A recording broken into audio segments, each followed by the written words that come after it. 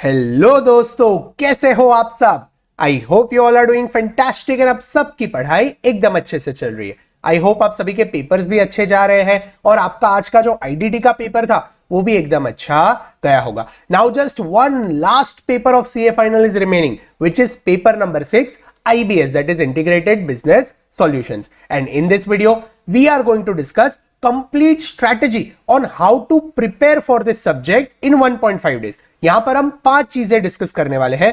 First is the paper pattern, second is the approach that we must follow while preparing this subject, third what are the resources from where we have to study and what to carry in the exams, fourth what should be our mindset while preparing for this subject and writing this paper, and last में मैं आपके साथ कुछ pro tip share करने वाला हूं so that आप सभी को ये पेपर 6 में एग्जामिशन आ जाए। So watch this video till the end, और अगर आपने ये वीडियो को अभी तक लाइक नहीं किया है then do hit the like button so that हम मैक्सिमम स्टूडेंट्स तक पहुंच पाए हैं, और अगर आपने ये चैनल को सब्सक्राइब नहीं किया है then do hit the subscribe button so that आप आने वाले वीडियोस और इंटरेस्टिंग अपडेट्स को मिस मत करो। आई होप आप सबने लाइक कर लिया है वीडियो को और ये चैनल को सब्सक्राइब कर दिया है। तो चलिए now let's begin with this video. सबसे पहले हम डिस्कस करते हैं कि हमारा पेपर पैटर्न क्या होने वाला है। तो आप सभी को जैसे पता है हमारे पेपर में 5 केस स्टडीज आने वाले हैं, जिसमें से हमें 4 केस स्टडीज अपीयर करने हैं। We have to appear for 4 case studies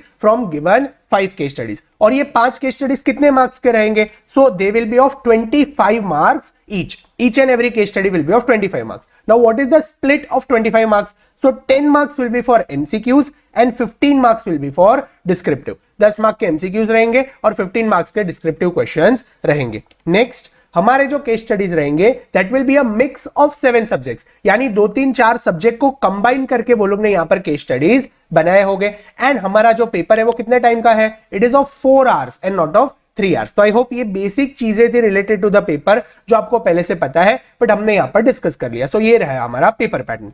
दूसरा most important question is what should be our approach in 1.5 days. हमें ये पेपर को 1.5 डेज में कैसे प्रिपेयर करना है, कैसे अप्रोच करना है। तो फर्स्ट इंपॉर्टेंट थिंग जो आपको करना है that is you have to solve all the 18 case studies which are given by ICAI।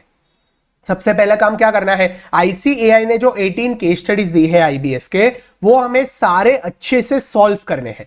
दूसरा, you have to solve 2 MTPs and 1 RTP which is given by ICAI। ICAI ने अभी जो current attempt के लिए MTPs and RTPs निकाले हैं उसके अंदर भी केस स्टडीज है। MTP में 5 केस स्टडीज एंड RTP में जो केस स्टडीज है, तो वो हिसाब से MTPs RTPs में जो केस स्टडीज है वो सारे आपको सॉल्व करने हैं ताकि आपका जो ये सब्जेक्ट पर ग्रिप है वो अच्छे से बैठ जाए। नेक्स्ट हमें क्या करना है? You have to glance through important concepts. अभी एक बार आपने सारे केस स्टडीज सॉल्व कर लिए, सो नाउ यू नो कि ICAI कौन से कॉन्सेप्ट्स पर ज्यादा टेस्ट करते हैं। तो आपको क्या करना है? आप जो भी फैकल्टी के बुक रेफर करते हो, जैसे आपने सारे एग्जाम्स लिखे हैं पीछे के, वो बुक्स में ये सारे कॉन्सेप्ट्स कहां पर है उसे अच्छे से ग्लैंस थ्रू करना है, सो दैट एग्जाम में अगर ये कॉन्सेप्ट टेस्ट होते हैं तो आपको एग्जैक्टली पता है कि वो कॉन्सेप्ट्स कहां पर है। So third important thing that you have to do वो क्या है? You have to glance through all the important concepts. अभी ये जो सारी चीजें है ना, ये रफली 15 to 16 आवर्स के अंदर हो जानी चाहिए। ये आपकी सारी चीजें क्या हो जानी चाहिए? 15 to 16 आवर्स में खत्म हो जानी चाहिए। और अभी ये करते वक्त आपको एक वेरी इंपॉर्टेंट स्टेप करना है। वो क्या है?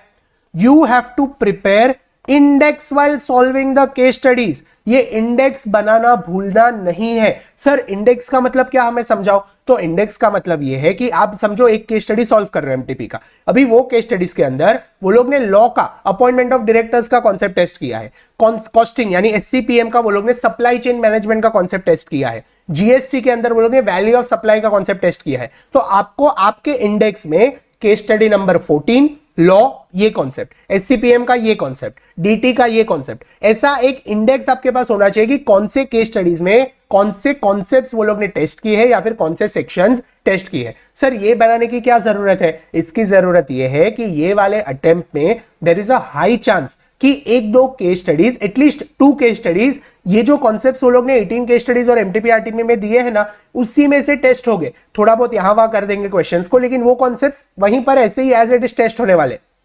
तो अगर आपके पास इंडेक्स है तो आप तुरंत वो केस स्टडी में जा सकते हो और वो केस स्टडी में से देखकर अपने केस स्टडी को एनालाइज करके जो भी पूछा है वो हिसाब से आंसर्स लिख सकते हो। इसीलिए ये 18 केस स्टडीज एमटीपी आरटीपी का इंडेक्स आपके पास होना चाहिए, which is a very important thing. उसके बाद index for the concept book if possible. अभी जो बाकी के सब्जेक्ट्स है, जो 7 सब्जेक्ट्स है, उसका भी अगर आपके पास एक इंडेक्स है तो काफी अच्छा है, लेकिन 1.5 डेज में तो इंडेक्स बन नहीं सकता। तो क्या करें, तो आपको सिर्फ पता होना चाहिए कि कौन सी चीज कहां पर है। अभी डीटी है तो डीटी डीटी है तो डीटी आपने जो भी फैकल्टी की बुक में से पढ़ा है, वहां पर वो लोग ने सारे कॉन्सेप्ट्स वगैरह दिए हैं, आपने उसी में से पढ़ा है, तो एक बार ग्लैंस थ्रू कर लो कि कौन से कॉन्सेप्ट्स कहां पर है। आईडीटी जो है तो आईडीटी की बुक एक बार आप देख लो, कॉन्सेप्ट बुक की कौन से कॉन्सेप्ट्स कहां पर है। लॉ है तो लॉ की बुक एक बार देख लो, इससे क्या होगा, आपको पता रहेगा कि कौन सी चीज कहां पर है। तो एग्जाम में अगर वो लोग कोई भी कॉन्सेप्ट टेस्ट करते हैं तो आप तुरंत वो कॉन्सेप्ट बुक खोलकर वो कॉन्सेप्ट देखकर वहां से लिख पाओगे। तो I hope it is clear. क्या अप्रोच यूज करना है वो आपको क्लियर है। चलिए now let's come to resources. हमें कौन से रिसोर्सेज एग्जाम में लेकर जाने हैं, since it's an open book exam. तो ऐसा नहीं है कि आपका जो पूरा है बुक्स, जितने भी सब्जेक्ट्स को सब आप उठा के लेके जा रहे हो। हम घूमने नहीं जा रहे हैं, हम पेपर लिखने जा रहे हैं। तो आपको कौन सी चीजें लेकर जानी है, तो first thing you must carry hard copy of all the case studies, MTP, RTP and it's index. ये काफी जरूरी चीज है, बिकॉज मुझे ऐसा गट फीलिंग है कि आईसीएआई एक आध 2 केस स्टडीज ये गिवन केस स्टडीज में से ही पूछने वाला है। इसीलिए ये केस स्टडीज के हार्ड कॉपी आपके पास होने चाहिए, MTP as well as RTP के हार्ड कॉपी आपके पास होने चाहिए, और ये जो केस स्टडीज का इंडेक्स आपने प्रिपेयर किया है वो भी आपके पास हैंडी होना चाहिए। तो this is the first important thing जो आपको लेकर जाना है। Second thing, your study material for all the 7 subjects. आपने ये जो सब्जेक्ट्स जहां से भी पढ़े हैं, एफआर हो गया, एएफएम हो गया, DT, IDT, audit, law and SCPM, ये 7 सब्जेक्ट्स आपने जहां से भी प्रिपेयर किए हैं, उसके जो स्टडी मटेरियल है, उसके जो कॉन्सेप्ट बुक्स है, वो आपको कैरी करने हैं। And last, take only what you have seen before. ऐसा नहीं है कि आपने कोई बुक पहले देखी ही नहीं है बट आपको लग रहा है चलना मेरे साथ रख लेता हूं, शायद काम आएगा। काम नहीं आएगा। एग्जाम में इतना टाइम वो लोग ने दिया है ना, उसमें आप सारी चीजें देख नहीं पाने वाले हो। जो चीजें आपने पहले देखी है वो ही लेकर जाना, बिकॉज अननेसेसरीली सारी चीजें कैरी करके वहां पर टाइम तो मिलने वाला है नहीं। इसलिए आपको क्या लेकर जाना है, जो आपने पहले देखा है वही चीजें आपको लेकर जानी है। मोस्ट इंपॉर्टेंटली आपके पास केस स्टडीज होने चाहिए, सारे एमटीपी आरटीपी होनी चाहिए, और आपने जो स्टडी मटेरियल में से पढ़ाई की है वो भी स्टडी मटेरियल आपके पास होना चाहिए। अभी एक इंपॉर्टेंट थिंग, आज रात को आपको क्या करना है, आज रात को आपको एक लिस्ट प्रिपेयर करना है। सर कौन सा लिस्ट प्रिपेयर करना है, कौन सी बुक्स आपको लेकर जानी है, उसका एक लिस्ट प्रिपेयर करना है। और जब भी एग्जाम के दिन आप बुक्स फिल करते हो अपने बैग में, तभी ये लिस्ट के साथ क्रॉस चेक करना है, क्योंकि ऐसा ना हो कि आपको पता था ये बुक लेकर जा रहा है और एग्जाम में जाके पता चले अरे ये बुक तो मैं घर पे भूल गया, और उसी में से केस स्टडी आ जाएगा। इसीलिए एक भी बुक मिस नहीं होनी चाहिए। इसीलिए making a list is very important कि हमें कौन सी बुक्स लेकर जानी है और उसके साथ एक बार क्रॉस चेक करना है, सो दैट अननेसेसरीली अगर वो लोग कुछ पूछते हैं तो हमारे मार्क्स वहां पर चले ना जाए। तो this is one important thing that you have to do. चलिए, I hope resources clear है। Can we move to the next point? Next point is the mindset। लेकिन उसके पहले अभी जो हमारा आईबीएस का आपका पेपर खत्म हो जाएगा, फिर आपको सेल्फ पेस्ड ऑनलाइन मॉड्यूल्स देने हैं। तो सेल्फ पेस्ड ऑनलाइन मॉड्यूल में जो सेट बी है, which is strategic cost and performance management, उसको अच्छे से प्रिपेयर करने के लिए I have designed a concept book which is of just 160 pages, जिसके अंदर सारे कॉन्सेप्ट्स कवर हो जाते हैं। और साथ में मैंने एक exam oriented fast track batch भी लॉन्च किया है, जिसके अंदर सिर्फ 75 आवर्स में हम सारे कॉन्सेप्ट्स, सारे क्वेश्चंस और एमसीक्यूज जो भी मॉड्यूल के हैं वो सब कवर करने वाले हैं। तो एक बार आपका पेपर हो जाता है, फिर you can surely visit camananpujara.com। यहां पर आपको ज्यादा डिटेल्स मिल जाएंगे, सो दैट आप आपका जो सेल्फ पेस्ड ऑनलाइन के मॉड्यूल के जो पेपर्स है वो भी अच्छे से क्लियर कर पाओ। ठीक है, I hope it is clear, simple. चलिए, now let's move to the fourth point. Fourth point क्या है, माइंडसेट। हमारा माइंडसेट क्या होना चाहिए, तो your first mindset should be paper will be easy because it is for the first time for everyone. आपका जो पेपर है वो इजी आने वाला है, इसलिए टेंशन मत लेना कि ओपन बुक है, सारे सब्जेक्ट से लोग कंबाइन करेंगे, क्या पूछ लेंगे। कुछ भी रॉकेट साइंस पूछने नहीं वाले हैं। आपने जो पढ़ाई करी है उसी में से वो लोग पूछने वाले हैं। तो first thing is your mindset should be paper will be easy, because सबके लिए ये पहली बार है। दूसरा, you can expect at least 2 similar case studies with few changes from resources by ICAI। जैसे मैंने आपको कहा एटलीस्ट 2 केस स्टडीज तो ऊपर वो लोग ने जो 18 केस स्टडीज एमटीपी आरटीपी दिए है ना उसमें से ही पूछने वाले हैं, इसीलिए आपके पास रिसोर्सेज अच्छे होने चाहिए और ये जो 2 केस स्टडीज है वो उसमें से पूछेंगे तो आप अच्छे से स्कोर करके एटलीस्ट 40 45 50 60 मार्क्स तो आप निकाल लेने वाले हो। इसीलिए पेपर डिफिकल्ट नहीं आने वाला है, पेपर इजी आने वाला है और बहुत सारे केस स्टडी के क्वेश्चंस आपको सिमिलर भी दिखने वाले हैं। Next, don't fear looking at the size of the question.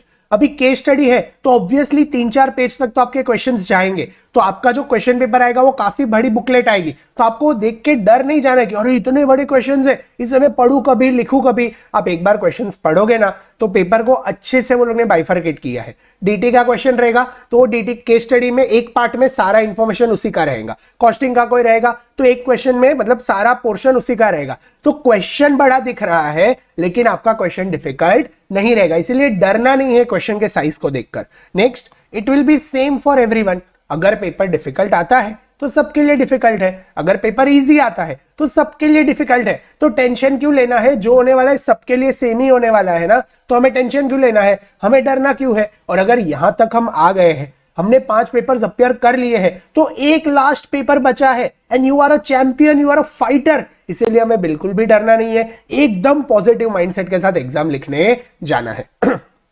And last important thing, be quick but careful. आपको पेपर में क्विक रहना है, पहले से आपको लगेगा अरे 4 घंटे है मैं फुर्सत से लिखूंगा, ऐसा नहीं है। ये पेपर्स में कई बार 4 आवर्स भी कम पड़ते हैं क्योंकि आप बुक में रेफरेंस ढूंढोगे फिर देखकर लिखोगे, इसीलिए you have to be quick from the start. पहले से थोड़ा फास्ट रहना लेकिन साथ में केयरफुल भी रहना कि सिली मिस्टेक्स ना हो जाए और अननेसेसरीली सारी चीजें कॉपी नहीं करनी है। अगर आपको पता है ये कॉन्सेप्ट आता है तो खुद से सॉल्व कर लो, उसमें कोई भी प्रॉब्लम नहीं है। तो ये हो गए कुछ हमारे माइंडसेट अप्रोच। और लास्ट आ जाते हैं pro tips. Sir what are the pro tips? So पहला इंपॉर्टेंट प्रो टिप है, read what is required first. Exactly question में जो रिक्वायर्ड वाला पार्ट है ना वो आपको पहले पढ़ना है, क्योंकि उसके बेसिस पे आपको डिसाइड करना है कि कौन सा केस स्टडी मुझे सॉल्व नहीं करना है, क्योंकि आपका जो रीडिंग टाइम है उसमें आप सारे 5 केस स्टडीज तो पढ़ नहीं पाने वाले हो। तो डिसाइड कैसे करना है कौन सा केस स्टडी सॉल्व करना है और नहीं करना है? On the basis of what is required. वो लोग ने पूछा क्या है वो एक बार आप देख लो, वहां से आपको क्लियर आइडिया आ जाएगा कि ओके ये पोर्शन या ये कॉन्सेप्ट मुझे आता है और ये कॉन्सेप्ट मुझे नहीं आता है, तो ये आपको एलिमिनेशन में हेल्प करेगा।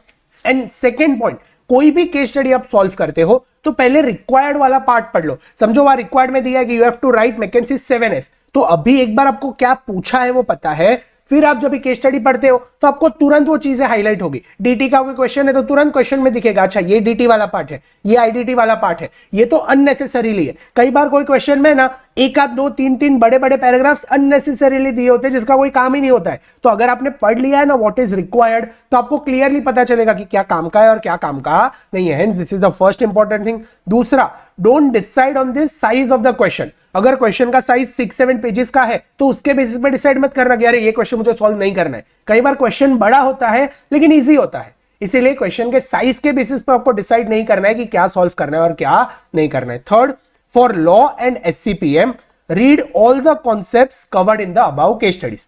अभी जो बाकी के 5 पेपर है वो तो आपने अपियर किए हैं, वो तो आपने अच्छे से प्रिपेयर किए हैं, लेकिन लॉ और जो कॉस्टिंग है which is strategic cost and performance management, ये आपने शायद अभी फुल फ्लेज नहीं पढ़ा होगा। तो इसके लिए आप क्या कर सकते हो, जो भी कॉन्सेप्ट्स वो लोग ने ऊपर वाले केस स्टडीज में टेस्ट किए हैं, फॉर एग्जांपल मैकेंजी 7S है, सप्लाई चेन मैनेजमेंट है, जस्ट इन टाइम है, ये मैं कॉस्टिंग के बता रहा हूं because I am faculty for SCPM। फिर वो लोग ने टेस्ट किया है जो चैप्टर नंबर 9 में थे, performance measurements for profit organisation which is balance score card, performance pyramid, performance prism. तो ऐसे जो कॉन्सेप्ट्स है वो एक बार आप ग्लैंस करके जाना ताकि अगर वो लोग एग्जाम में पूछते तो आप अच्छे से लिख पाओ, ठीक है। And last, you have to ensure कि 55 मिनट्स में आपका एक केस स्टडी खत्म हो रहा है, क्योंकि अगर कोई केस स्टडी बड़ा है तो शायद आपको वहां पर 5-10 मिनट ज्यादा जाएंगे, इसलिए आपको टारगेट क्या रखना है कि 55 मिनट्स में मेरा एक केस स्टडी खत्म हो जाना चाहिए, ठीक है। I hope it is clear, simple. IBS पहली बार है सबके लिए, इसीलिए डरना नहीं है, सबके लिए पेपर सेम ही आने वाला है, कुछ भी डिफिकल्ट नहीं आने वाला है। आई एम श्योर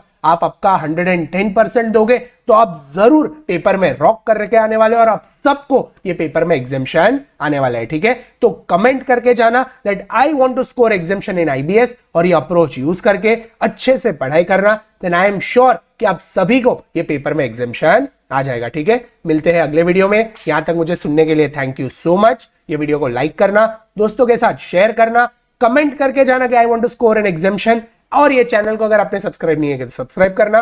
मिलते हैं अगले वीडियो में, तब तक के लिए keep smiling, be happy, stay motivated and keep studying. Bye bye.